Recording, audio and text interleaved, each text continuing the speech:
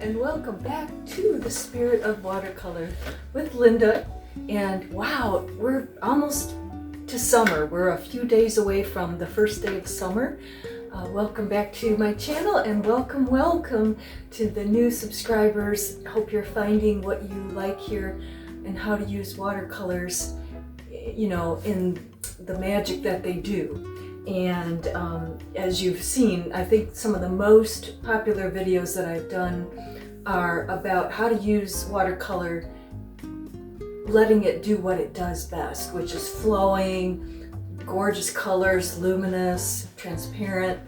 And we've been learning along the way for some few years now. And you know, I'm a student from Eastern, graduated, concentrated in watercolor, but I'm still learning. So, I mean, it just never ends. In fact, I think I'm enjoying my own work more now than I did in the past, you know, and I think that's just keeping at it. And you help me as well as I hope I help you to do that. So look back at some of the loose ones we've done, a lot of landscape, seascape, those kinds of things that are fun and flowing. And I want to just move into another subject because I feel like, you know, I did a fish not that long ago. You know, sometimes it's good to move into a different subject area. And I've done some florals in the past, but my favorite flowers, which I would like to do with you today, and also learn how to do this loose thing we do, and this, you know, fast, get the paint on there fresh, not labored, right? I want to show you things like this. These are roses, okay? The one that I did in the past, which is very loose and flowing, is this one. And if you take a look, if you look close, well, first look back, but look close, there's flower, rose here, but things are very loosely done within each petal, within each leaf, and therefore it still looks like a fresh, bright, loose watercolor, okay? So we see the rose, and yet it's watercolors that are flowing. We have the wet on wet within the petals, and some graduated washes within there, and flat washes that are basic technique are in there. It's not that hard, so I'm going to show you a way to quickly draw this rose, and then you know, and what's going on around it, and then we'll just get in there in each area and do what we did in the water, you know, and in the skies. That, you know, you can even take a flat brush into these, okay? And I'm going to talk a little more, as I've been doing more about flat brush and pointed rounds, large pointed rounds, to get your information on, okay? This is the one I'm doing recently. I just wanted to give you a quick peek.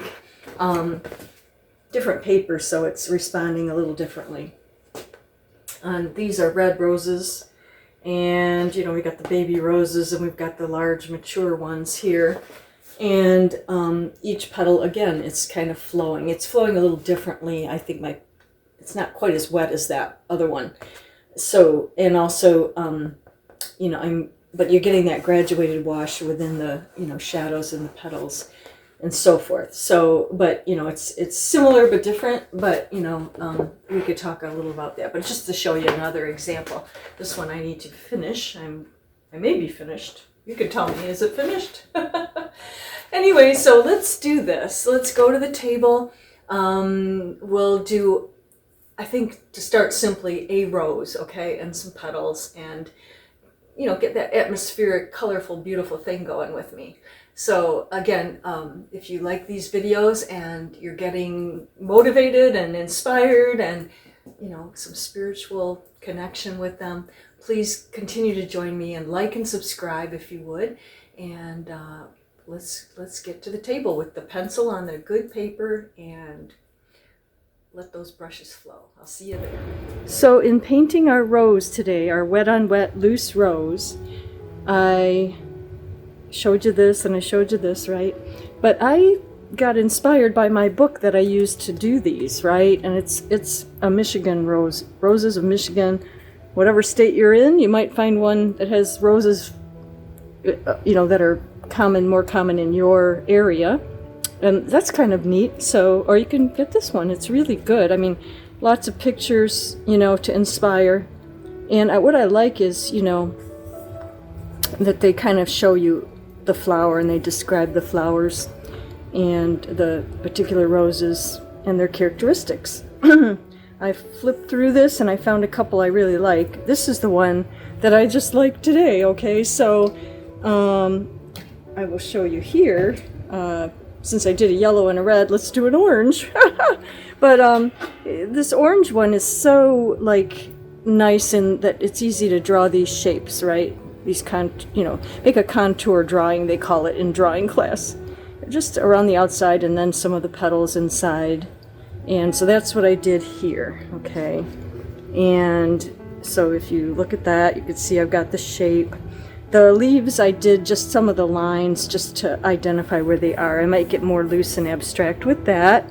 And then right here, I love how it just fans out and blurs out in the background. So I like that, and my composition's going to be kind of on this side, you know, more toward that, and then maybe that'll be left white, maybe it'll be just a soft wash, which is kind of what we did in this one, right? Although I need to get a little more color. This is very, very soft, this blue, but I think I need to bring in a little more of that there, but this one, we'll decide that later. But we're going to get wet on wet with this. We're going to follow this, you know, getting inside each petal, getting wet on wet, okay? And it'll be fun, just like the fast, easy breezy ones we've done before. I might get a little more, you know, defined around the edge, right? But then let the color flow into the petals, which if you really look at roses, they do that so well. They just kind of fan out into a white or a yellow, something softer and lighter. Any of them do that. And, you know, the ones that are more, I guess, duo or tricolored do that. And some of these that are just one color, you might not see it as much, but you could play with the shadows instead. So, but I really love these that really vary. I'll show you one quick, I have another one marked, or I did. Well, here's one. You see how it goes from pink to white? That's a graduated or graded wash we'll be using for those, okay? So let's get started. So these are the 3 tubes that I use for the flower. I start with the Pyrrole Scarlet, which is a redder, intense red color, and then I use Pyrrole Orange, and I mix them together for the outer parts of the petals. And then we use the Nickel Azo Yellow in the centers so that it will look like what you see in the photo here. And the Pyrrole colors are like cadmiums, but more intense and beautiful to me. And also they are very more transparent as well. And then I use Deep Sap Green and Sap Green and Green Gold for the petals. Here you see me mixing the Pyrrole Orange with the Pyrrole Scarlet to get that beautiful rich reddish orange. And we put the Nickel Azo Yellow on the palette too. And then we're ready pretty much to begin our flower. We take our wet mop brush, wet with water only, and wet a few of the petal areas, different petals, and then we are ready to start with our intense, almost a vermilion color it's become, right? And let that kind of put it on very highly concentrated, right? We want that vibrant color. This flower is called Playboy, by the way, if you see it up there on the print, and it has beautiful waves, it says, and rich, you know, velvety color. So we're trying to basically recreate that with our watercolors, and it looks wonderful. I love this color combination here today. And then I add the Nickel Azo Yellow in the centers to just kind of run or variegate. If you remember, variegation is the name of when the paints just kind of run together. They blend themselves just by just running into each other. It's a wonderful effect, right? And so we just keep going here.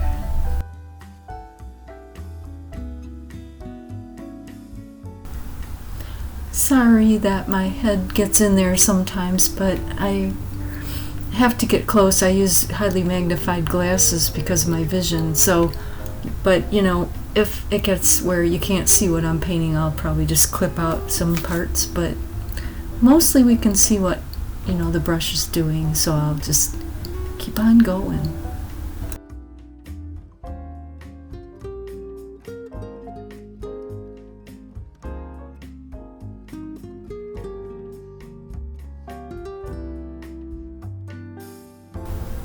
I took a break from the petals and pulled out the deep sap green to see how that looks in the leaves and as far as the color, and I just did a small section, but I'll go back to that later and complete the leaves.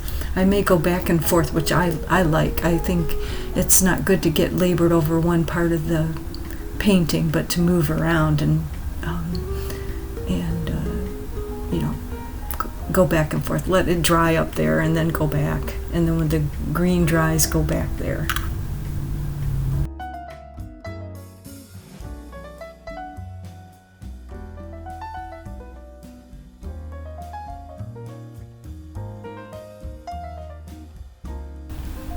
And really here we just keep doing more of the same. You know, I usually start around the outside, but first of course wet with clear water in each petal, like I did before.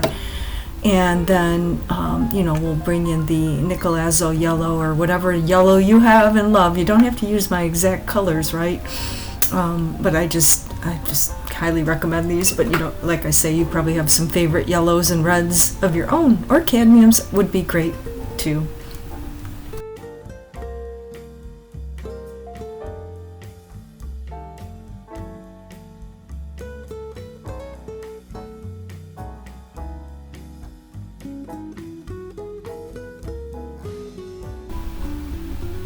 Okay, so we're going pretty full speed ahead here, and the reason is I'm cutting this so the video is not so long, and we're doing the same process over and over again here. You know, where we're wetting with actually a little flat brush, a 1/2 inch flat, and then each petal with clear water. Then, you know, we come in with the pointed round around the edge with the red. And then the yellow is inserted with just a regular round, not a pointed round. So I know which is which, and it's, you know, I got 3 brushes in my hand and we're doing this. And it's working very well. Sometimes though I'll go in with the yellow and the inside first. Just, I don't know, it doesn't matter which way you go, because these colors are just going to variegate or, you know, blend into each other, run into each other basically. That's variegation. So you'll just see this at a little faster speed just so you can get the idea. And then I will also go down and do some of the leaves pretty soon, because the petals that I've done have to dry before I can go in and do a little more detailing work. You know, you can keep going and then things start running into each other that you don't want. So you've got to let things set up and dry. And now, let's see, we're still, like I said, doing that. So let's go for a few minutes, see if I get to that green here pretty soon.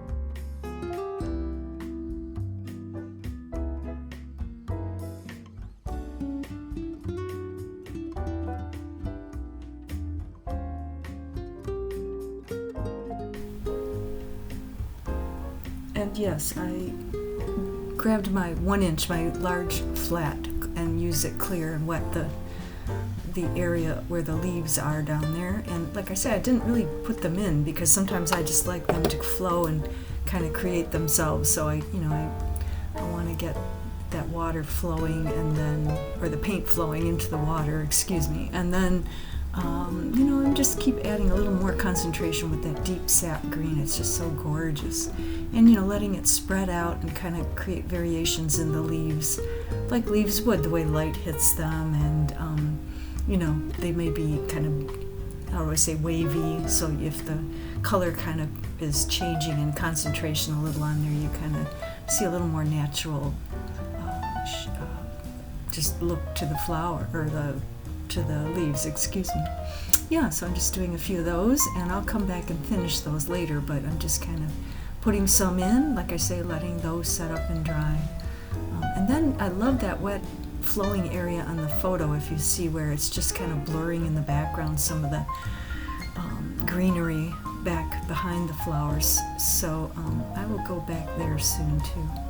Oh, I went back up, which is good. You should go back and forth. The flower must have been dry, so I went up there and started coming back in with those reds and the yellows. Just, like I said, wet it first with the little flat I've got, or whatever brush you have, and then again, bring in the outlining and let it flow in of the red, or the orangey red, and then bring that beautiful nickel azo in, and let that just keep developing. That flower just keeps developing, and it really looks a lot like the photograph, which I'm really pleased. Maybe I even like it a little more than the photograph, which is always really fun. Watercolors are so beautiful, aren't they?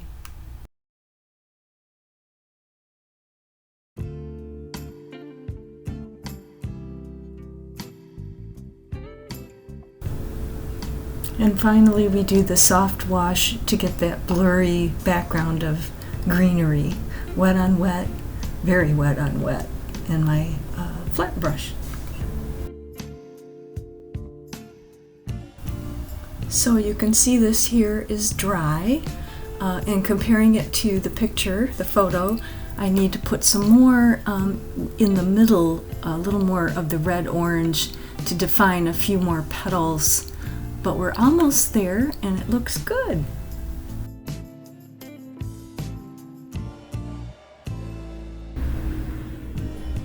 So here it is finished, and I think it looks pretty nice. And I think you also can see I like it sort of, toward the left in composition like that.